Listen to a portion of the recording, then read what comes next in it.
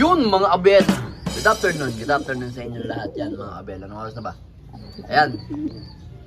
5:51 na, ayan. Kalalabas lang natin mga abel. Oh. So yun, mapapansin ninyo, nilagyan natin ng dinagdagan natin ng ng sampahan yung ating sipula. Ayan mga abel, si Pastel. Kasi nahihirapan siyang dumapo dito.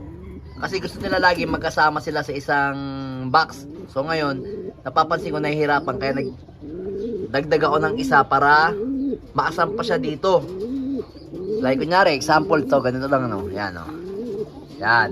Pinatong ko dyan para nakakapaglambing-lambingan sila mga abel. So ngayon, Thursday ngayon, bukas kargahan natin ng BBC sa semifinals, Apari, Cagayan. So ito nga pala yung kanyang iniinom ngayon mga abel.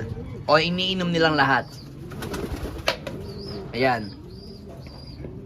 Ano yan mga abel? Probiotic yan. Gatas Naging gatas mga abel Probiotic yan. Sariling gawa lang natin yan mga abel. So ngayon, may kargahan din ngayon ng BBC Junior. So pantanggal init kasi malapit na matapos yung yung BBC main mga abel Last 2 laps na lang, Apari at saka Santa Ana, Cagayan. So ngayon, meron naman tayong kinaargang mga ibon. So eto mga abel, nag-usap na kami ni Bro CJ na ikaarga ko na tong ibon na to si Grisel. Ayan. Si Grisel kasi, mga abel, panlaban namin dapat yan ng winter. Ngayong winter ng BBC kaso all bird lang. Sabi ko, pare, bro, 7 months old na si Grisel. Kung gusto mo, meron palaro ngayon ng BBC Junior, ilaban natin doon. Kasi, ang first overall niya, 300,000. Sabi ko, pwede na yun siguro mga abel. Sabi ko kay Bro CJ, pwede na yun. Ilaban na natin yung ibon natin na si Grisel para malaman natin malaman ko kung hanggang saan yung kakayanan ng ibon na Grisel. Kasi nga, palipad nga lang sa atin to. Sa kanya, proven na. So, syempre, pag napunta sa ibang loop, mag-iiba yung lipad, mga abel, di ba? Alam nyo naman yun, di ba?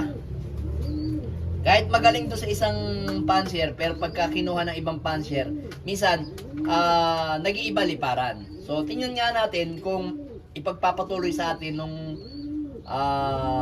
performance nung Grisel niya dito sa loop natin, mga abel. Sandali lang, mga abel. So, yun, mga abel, eto, plano ko rin to, ilaban to sa Patibayan. So, first, kargahan niya ngayon. Kasi, noong nakaraan, hindi ko na ikarga to kasi nga, nagninilay-nilay pa kami. Conception Tarlac pa lang naman yung kayang-kaya ng ibon. So, may edad na to. Itong ibon na to, ayan, yung dalawang yan, mga abel, Ito si Pastel. Ito si Grisel, di ba, mga abel? So, yung dalawang yan yung tandem na nagmamapping. So, pag lumipad yan yung tumatagos sa ulap. So, may kasama nga yung isa dito. Nasaan yung isang kasama niya dito? Ayun. Ay, hindi yan. Isang yun. Nasaan yung isang yun? Hanapin lang natin mga abel. Ayan. Ito. Itong ibon na to. Yung ibon na yan is si Miss Peter. Yan. Dami nating ibon mga abel, Lumalabo, teka lang. Lagyan lang natin ng lens. Punasan lang natin yung lens.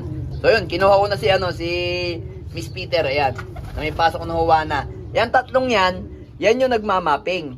Kapag pinakawalan ko ng alas 11, past 12 na dumarating kasi kung saan nanggagaling sila.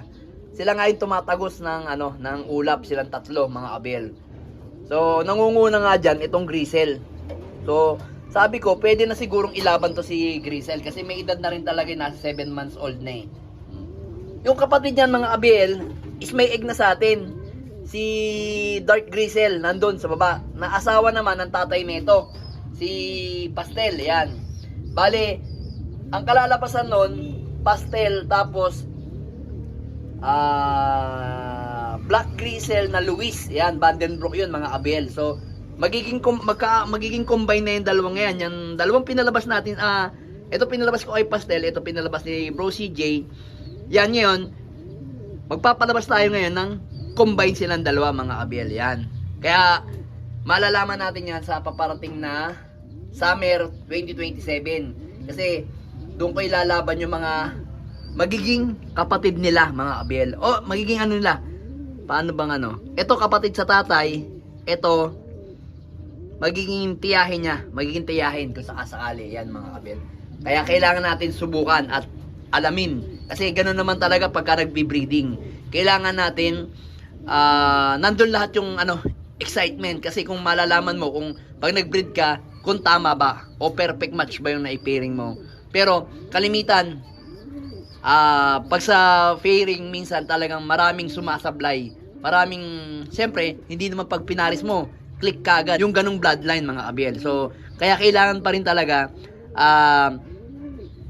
tawag dito, observation pa rin talaga sa mga ibon at saka try and error sa breeding, mga abel. Hindi natin masasabi yun kahit parehas proven yung lahi. Hindi natin masasabi kung magiging click yung lahi nila.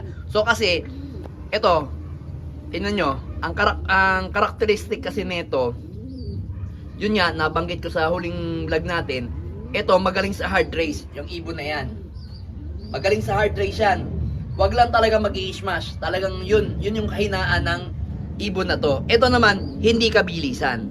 Pero clock lang ng clock, kagaya nun. Yun. Kapatid niya yun sa tatay. Ayan, si Pula. Ayan, si Pula. Oh. Si Pula, at saka to, magkapatid sa tatay. Oy, Grisel, what you dyan? Huwag ka dyan. Oy, boy. O yan, oy. Diyan ka. Ano kasi to? Hen kasi to, mga abelo. Parehas hen yung Grisel na naibigay sa atin. Yung isa kasi, kaya hindi natin nailaban kasi basag yung singsing nun. So, kung ilalaban ko man yun, matidikyo lang tayo kasi basag talaga, as in basag talaga.